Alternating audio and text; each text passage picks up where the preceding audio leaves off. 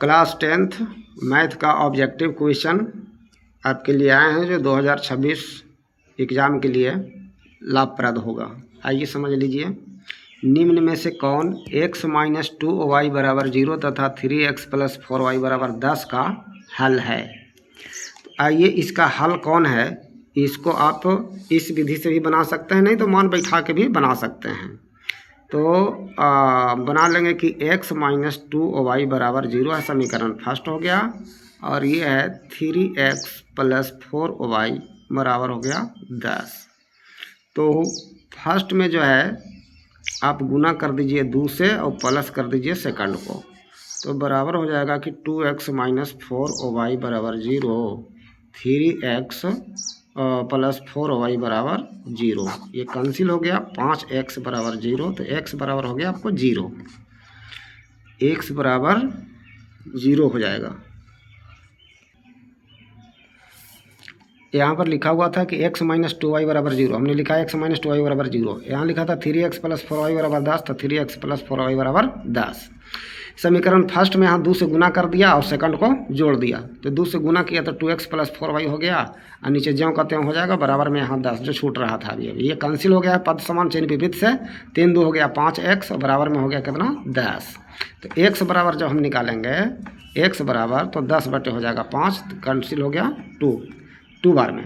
तो x बराबर 2 मान आया। तो x का मान समीकरण फर्स्ट या सेकंड में दे दीजिए। तो 2 मान हम यदि हम यहाँ दे देंगे तो 2 इधर चल जाएगा माइनस में 2, तो 2 से 2 कैंसिल, y बराबर हो जाएगा 1। x बराबर 2, y बराबर 1, ये सही जवाब हो जाएगा। अब देखिए इसको समझिए। 173 x प्लस इतना बराबर 149, और फिर ये समीकरण दिया हुआ, तो x और y का मान पूछ रहा है।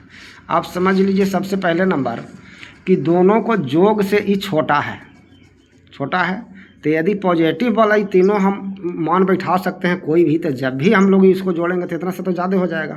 स्पष्ट है कि ये भी नहीं होगा, ये भी नहीं होगा, ये भी नहीं होगा, तो फिर क्लियर है कि ये आंसर हो जाएगा बिना बनाए हुए। सही विकल्प ये हो गया।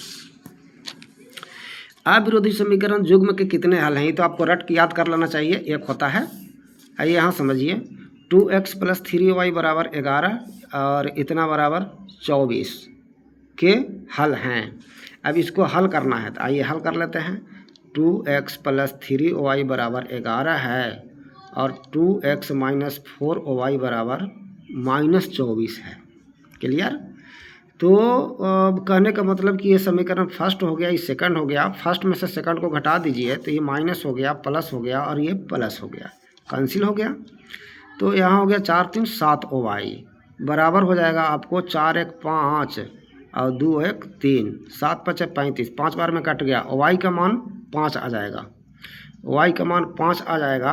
तो y का मान हम कहाँ रख दें, समीकरण फर्स्ट या सेकंड में। तो आइए हम फर्स्ट में रख देते हैं 5, तो 5 3 15, तो इधर चल जाएगा माइनस में हो जाएगा, तो -4, तो 2 से कट जाएगा -2 बार में, तो -2। तो अब देखिए 5 और -2 ये आपको बी में सही उत्तर है। क्लियर हो गया। यहाँ 2x + इतना और इतना, अब इसको समझना पड़ेगा। जैसे लिखा हुआ है कि 2x + y बराबर कितना है, √8 दिया हुआ है, और 2x - y बराबर दिया हुआ है √8। आइए बनाते हैं, फर्स्ट ही सेकंड है, दोनों को जोड़ रहे हैं, कैंसिल हो जाएगा। यहाँ हो जाएगा 4x, √8 और √8, 2√8 हो जाएगा। तो यहाँ हो गया 4x बराबर, ये जो है 2√8 है, तो इसका वर्गमूल तो 2 होगा ही, 2√2, तो 2 दूना का 4, तो यहाँ हम लिख सकते हैं कि 4√2 कितना हो जाएगा, 4√2 हो जाएगा। तो 4 से 4 कैंसिल हुआ। x बराबर आपको आ गया कितना, x बराबर आ गया आपको √2। अब x का मान यहाँ हम बैठा लेते हैं किसी में, इसी में मान लीजिए हम बैठा लेते हैं √2, तो हो जाएगा कि 2√2 - y बराबर √8 का तो वर्गमूल यही 2√2 होता है, ये कैंसिल हो जाएगा। तो y बराबर अब कुछ ही बच गया, इधर कुछ नहीं बचा, तो 0 था, 0/1 तो हो गया आपको 0 हो गया। तो y का मान देखिए c है 0 हो जाएगा, ये सही जवाब हो गया। रैखिक समीकरण युग्म इतना बराबर 8 इतना बराबर 9 है, तो ये संगत होगा कि असंगत होगा। देखिए इसमें कुछ प्रिंट गलत है, इसलिए इसको छोड़ दिया जा रहा है। यदि 3x + 4y = 10, 2x - 2y = 2 हो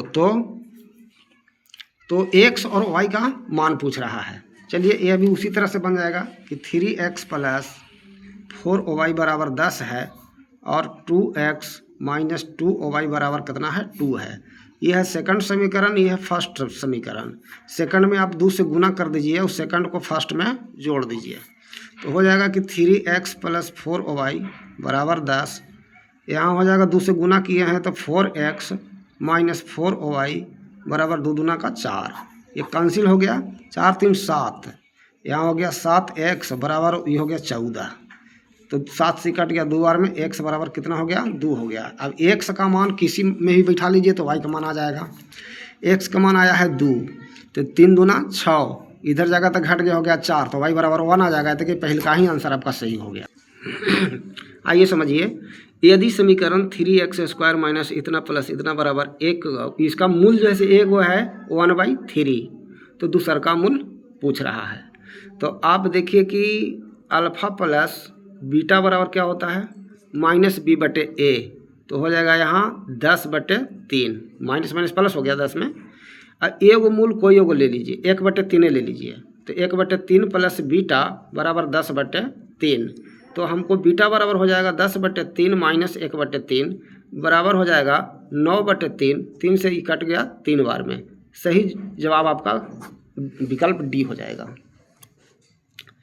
द्विघात समीकरण इतना का x का मान पूछ रहा है। देखिए x का मान पूछ रहा है, साफ साफ पूछना चाहिए था कि मूल क्या होगा। तो मूल बराबर फार्मूला आप जानते ही हैं कि मूल बराबर फार्मूला हो जाता है आपको -b +